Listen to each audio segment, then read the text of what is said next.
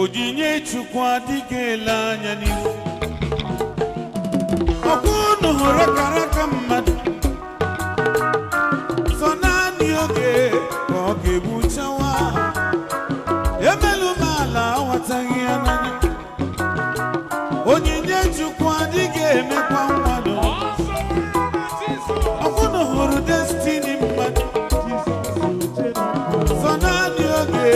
ka ọ ga-egbuchake emelu m ala esijighị ya n'ọnwụ unu mara na onye ọbụla Chineke kwuru na ọ ga-agọzi onye ahụ ka ọ ga-agọzi ọ gwara m na ọ nwere ohere abụrụ oke nke m kedu maka gị biko lee mmadụ anya lee onye anọ gị n'akụkụ anya si ya lee m anya I shall not die gwa ya mmadụ nọ gị n'akụkụ si ya lee m anya I shall not die aka nwa mmadụ ọ nwere ohere abụrụ oke nke m ọ bụrụ oke nke dịrị m ọnwụ ike abụrụ oke nke dịrị m gbakwuere m ya ọja Adamazi Osilora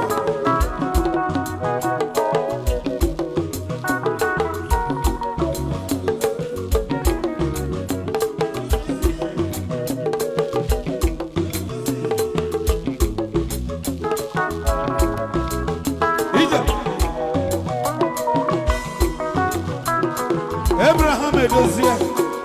happy birthday to you, my brother. Onweru heru aburu oke nke gị. Onweru heru aburu oke nke dịrị gị. Onwe ike aburu oke nke dịrị gị. Were m ya. Awele. Awele. Awele.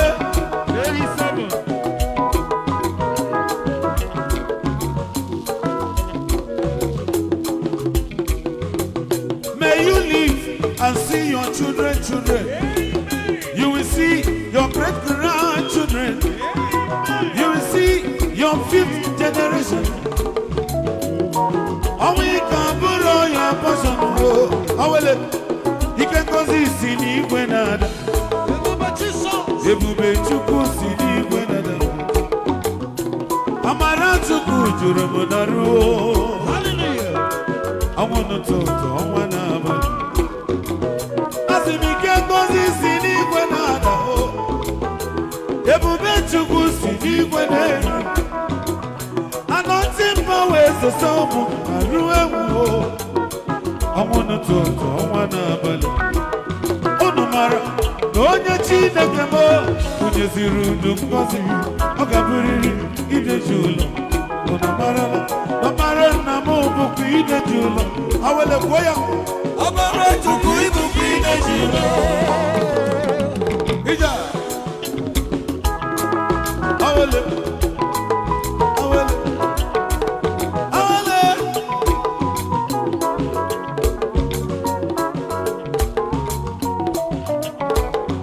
iyo koko ijojonjokolo ijele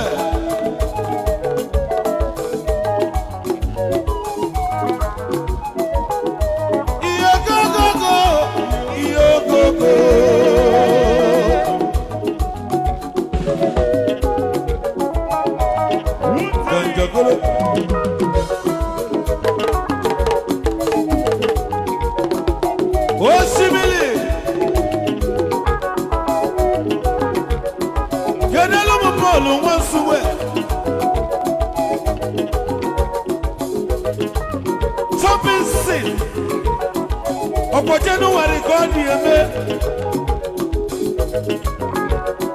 Champions Oliego Little David iye koko ijo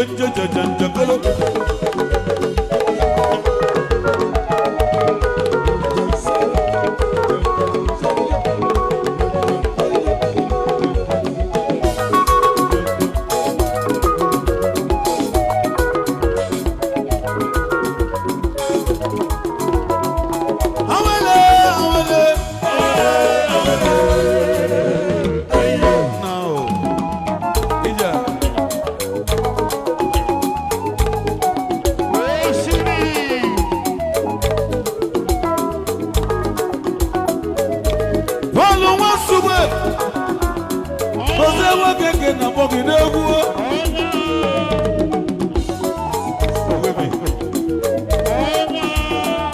oyimo bala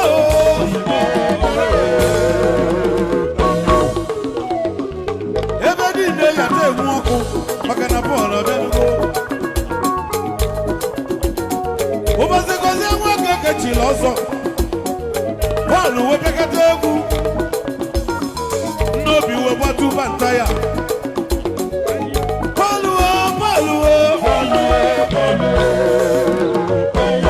bọọlụ nwa nsogbe onye ọma bọọlụ nwa nsogbe bọọlụ nwa nsogbe bọọlụ nwa nsogbe bọọlụ nwa nsogbe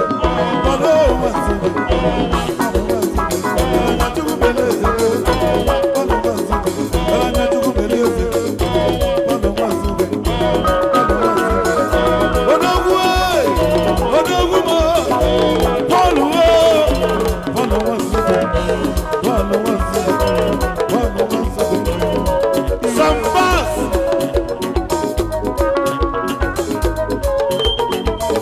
ime mkpụrụ ka na-eme Sambas yi onye nwe egwu aka nwere ngwa egwu kacha mma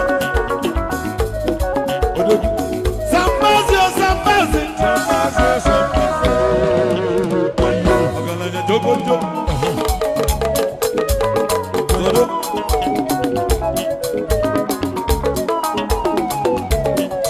egwu moje mbe nwilo egwu moje mbe nwilo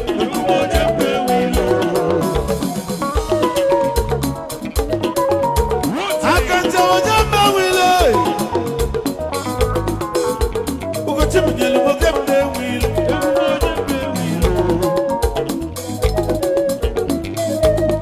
oya oya oya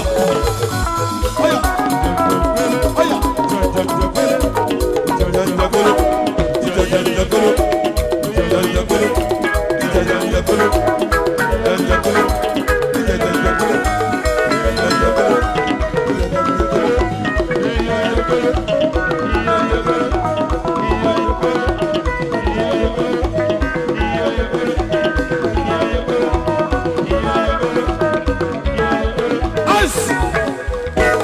uche ga-aka mba o gwere bụ ịga na-agba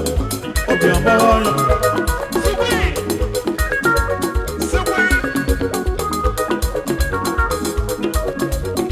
ekwensị uche ga-aka mgbere o gwere bụ ịga na-ete obeziwa ọnya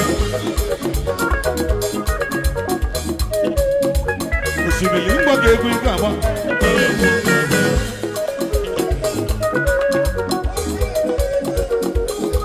egwu ị ga-ete nwachi na-emeli ibe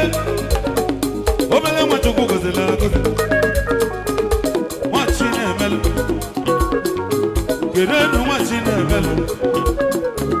gedenu nwachi na-emelu nwachi na-emelu nwachi na-emelu gedenu nwachi na-emelu ọgaranya m ugbo obele nwachukwu gọzila agọzi nwachi na-emelu odogwu nwachi na-emelu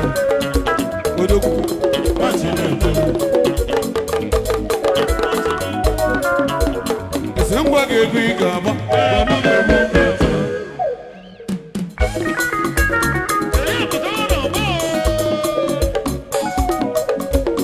chọrọ ime egwu ị ga-agba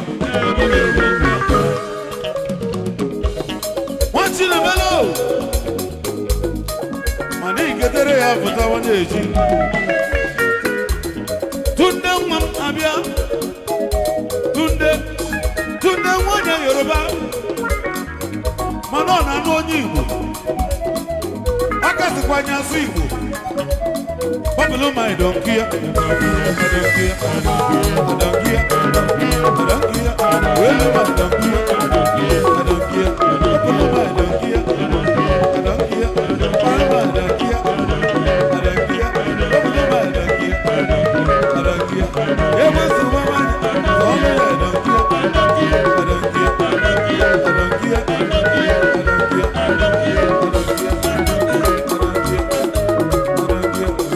Yeah!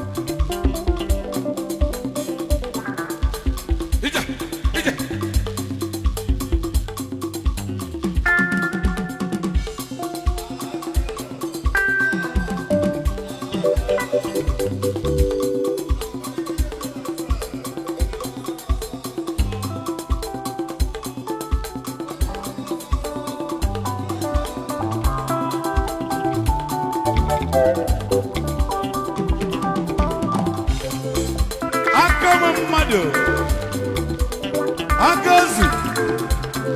onye amụma Akazu nwoke m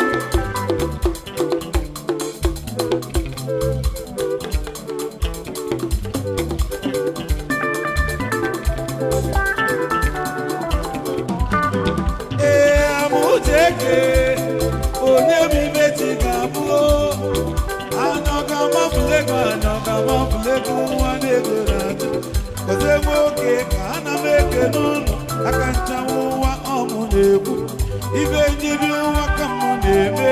egwu na amụ ụwa ka m jiri ga nye jiri ibe ụwa gwa mmadụ okwu amaghị na ibe ụwa na-atụ ka nde onye nọ n'ebe ọ dịbụ ụwa abago ile elu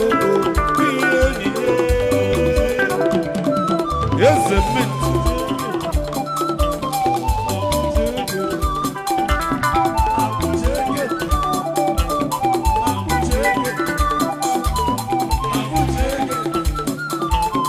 onye m uche gị onye m uche gị onye m uche gị uche gị onye m ibe ji ga-abụ anọgamafulego nwa na-ego na-atụ onye nwoke ka ana m ekele aka ncha ụwa ka m ji ihe njiri ụwa ka m na-ebo ego na ahụ ụwa ka m jiri onye jiri ibu ụwa gwa mmadụ okwu amaghị n'izu ụwa na-atụ ka nte onye nọ n'ebe ọ dịbụ ụwa abago ihe rujo ihe onyinye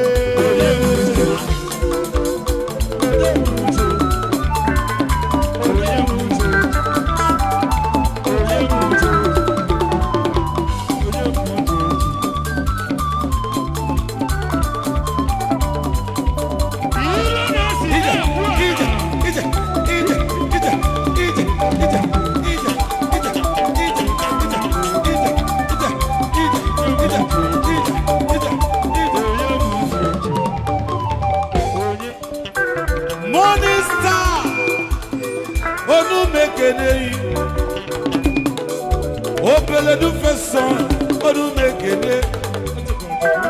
Morning Star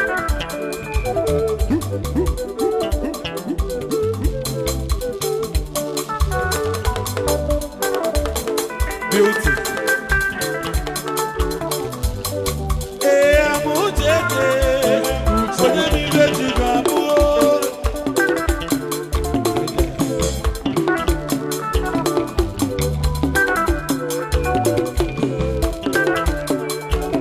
oke mmọnwụ eze mmụọ n'ọlụ nye nke bịa kpọrọ bịa nwachi na-emelụ bịa nwachi na-emelụ ibe onye adịghị gị mma ọlitet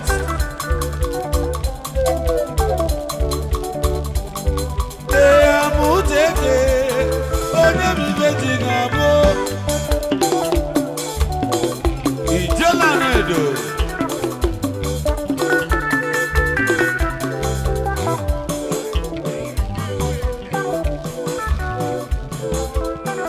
Osaka, Japan Onumekene imo amuteke onye m ibe ji ga-abụ anọgamafulego nwa na-ego na-atụ onye m ibe ọ ga-abụ nwanne m onye ma nkeji ga-ego nwanne m onye ma ka ọ ga-adị nye jiri ibe ụwa gwa mmadụ okwu ma n'ibe ụwa na-atụ ka nde ndị nọ n'ebe ọ n'ibe ụwa abago ije n'ogo ihe onyinye ọ bụrụ ego ka anyị na-ego ọ bụrụ ego na-ekwu okwu ya ọ bụrụ ego ka anyị na-ekwu bikuma na-ejide ego n'ike ọ dị egwu ọ bụrụ ego ka anyị na-ekwu ọ bụrụ ego ka anyị na-ekwu okwu ọ bụrụ ego ka anyị na-ekwu osimiri tinye ego n'ike ọ dị egwu anọ n'ebe ụwa malifọ ga-eme ọ bụrụ ego ka anyị na-ekwu anọ n'ebe ụwa nwanne m ogo ọ bụrụ ego ka anyị na-ekwu okwu ọ bụrụ ego ka anyị na-ekwu ịmana elile ego ka ọ dị egwu onye bụ uche eke iyo onye bụ uche eke onye bụ uche eke onye bụ uche eke Jesus power oh onu bekere gi o Jesus power bi onu mu bekere oze wo keke na mo oze wo keke de ku oze wo keke na mo oze wo keke de ku rogo iya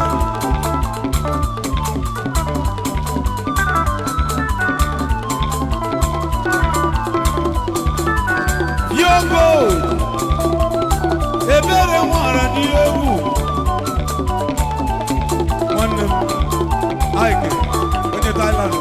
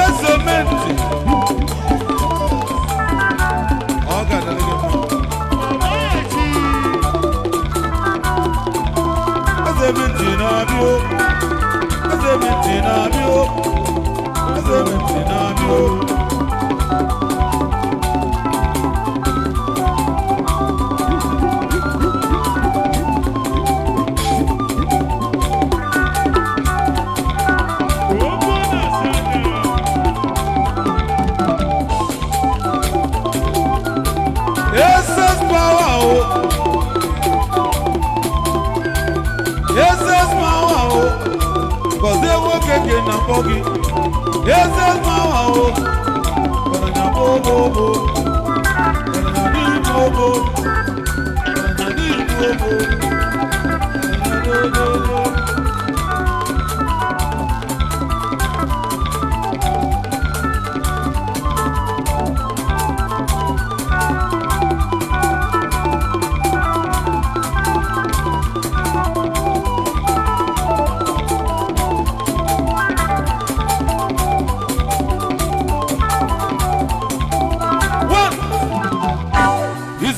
Jehovah, I am Bereka.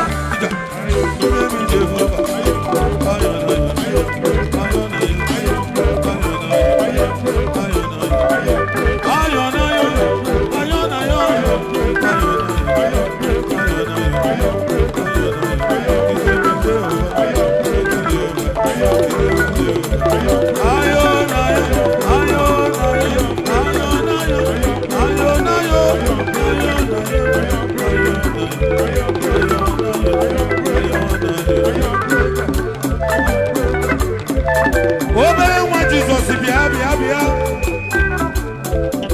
Yawelu microphone.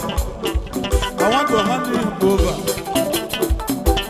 Oburu na okusia ebozi onye ozo. Govere mo Jesus.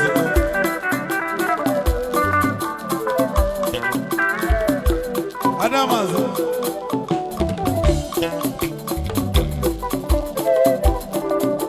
Authority given by me. Can you hand your mic here?